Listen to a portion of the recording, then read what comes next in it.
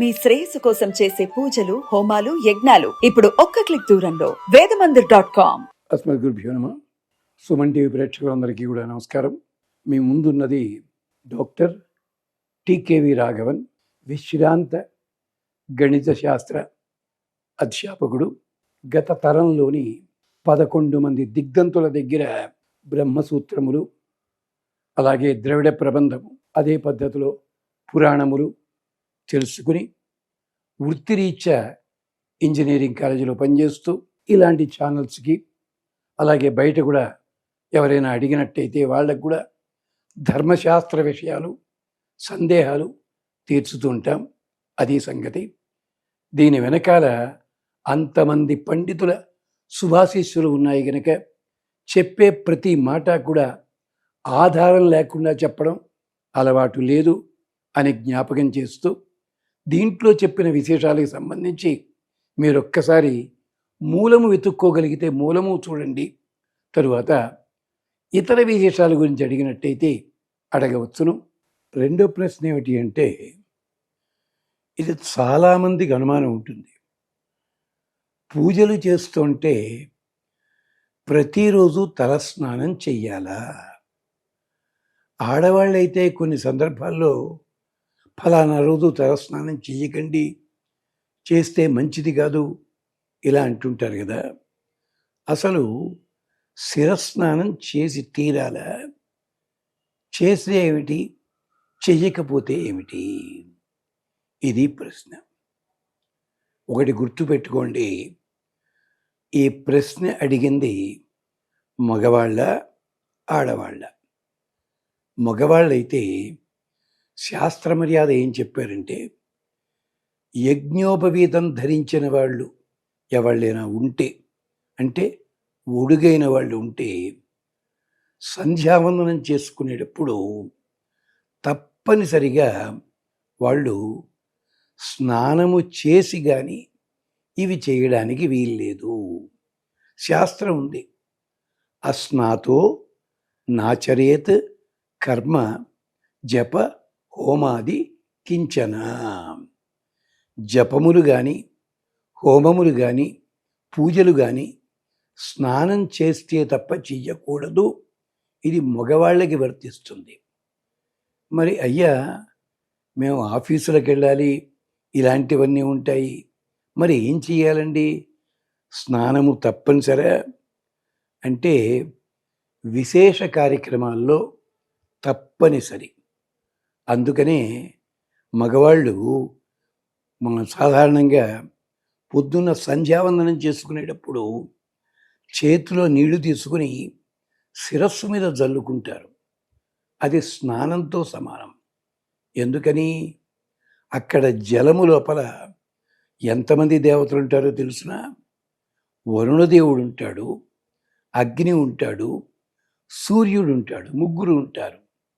ఇమమ్మే వరుణ శృధీహవ అద్యాచ మృడయ త్వామవస్యు ఆరాధకే తత్వాయామి బ్రహ్మణ వందమాన. ఓ వరుణదేవ, మాకు రక్షణ కలిగించవయ్యా. మేము అపవిత్ర పవిత్రోవ సర్వావస్థాంగతోపివ యస్మరేతు పుండరీకాక్షం సబాహ్యాభ్యంతర శుచి. మేము పుండరీకాక్షుని తలుచుకున్నాము, అంచేత బాహ్య అభ్యంతర శుచి కలుగుతుంది. మరి తలనిండా స్నానం చేయడంలో అంతరార్థం ఏమిటంటే, దీనివల్ల వృత్రాసుడు అనే ఒక రాక్షసుడు ఉండేవాడు ఒకప్పుడు. గొప్ప తపశక్తి సంపన్నుడు. అతడు మరణించినప్పుడు ప్రవహించే నీటిలో మరణించాడు. అంచేత వృత్రాసురుడి తపస్సు చేసిన తప ఫలమంతా కూడా ప్రవహించే నీటిలో ఉంటుంది. ఇక రెండవది, అంగిరసులనే దేవతలు ఉన్నారు.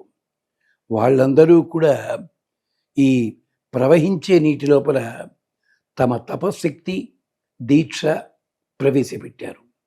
అంచేత ఎవరైతే ప్రవహించే నీటిలో స్నానం చేస్తారో, లేదా ప్రవాహములు కలిగించుకున్న నీటిలో స్నానం చేస్తారో, వాళ్ళకి దీక్ష, తపస్సు లభిస్తుంది.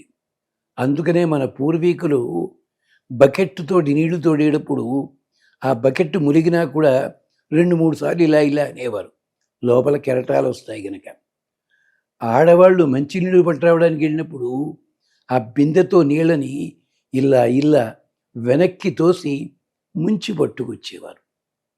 తాతగారులు, బామ్మగారులు, అమ్మమ్మలు వీళ్ళు కూడా మామూలుగా స్నానం చేసే వేడి నీళ్ళని చేత్తోటి ఇలా ఇలా తిప్పి, ఇంత అంతరార్థం ఉంది. అంచేత ఇమమ్మే వరుణ సుదీహవ అధ్యాచ మృడయ త్వామవస్యు యాచకే బ్రహ్మణా వందమాన. బాబు, నీకు నమస్కారం చేస్తున్నాం, మా లోపల ఆ పవిత్రత కలిగించు అని చెప్పడం ఉద్దేశ్యము.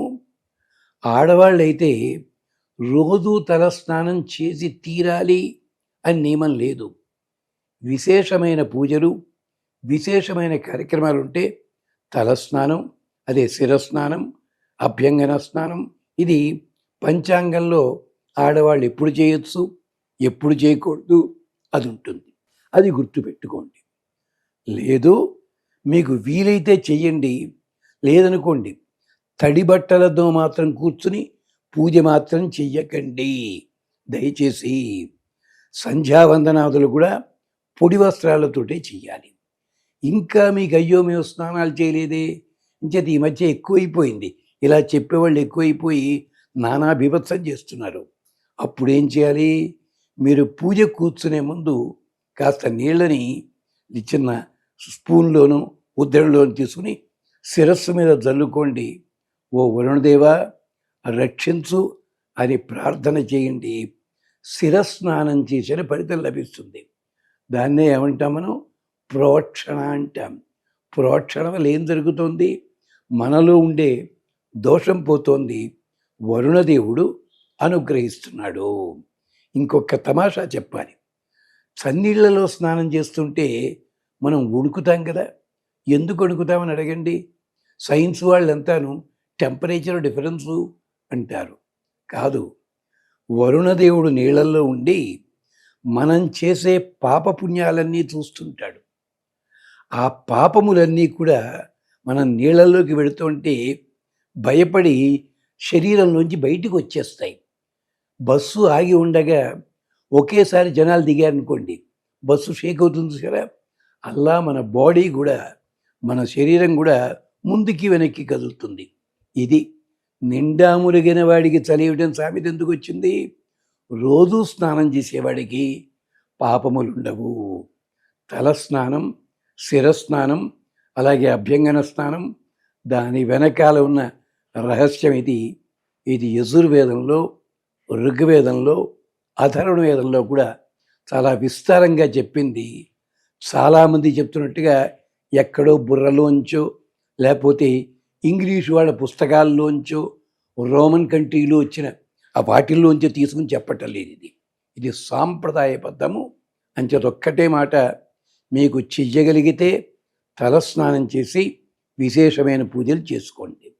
లేదంటారా, శిరస్సు మీద నీళ్లు ప్రోక్షించుకోండి. సంధ్యావందనాదులు చేసే మగవాళ్ళు మాత్రం తలస్నానం చేసి సంధ్యావందనాదులు చెయ్యడం చాలా మంచిది. యాగాలు, ప్రత్యేకించి పూజలు అప్పుడు మాత్రం శిరస్నానం తప్పనిసరి. ఇది గుర్తుపెట్టుకోండి. ఇది శాస్త్ర మర్యాద తెలుసుండి చెప్తున్న మాట. ఇది మీ దగ్గర సెలవు తీసుకుంటాడు టీకేవి రాఘవన్. స్వస్తి.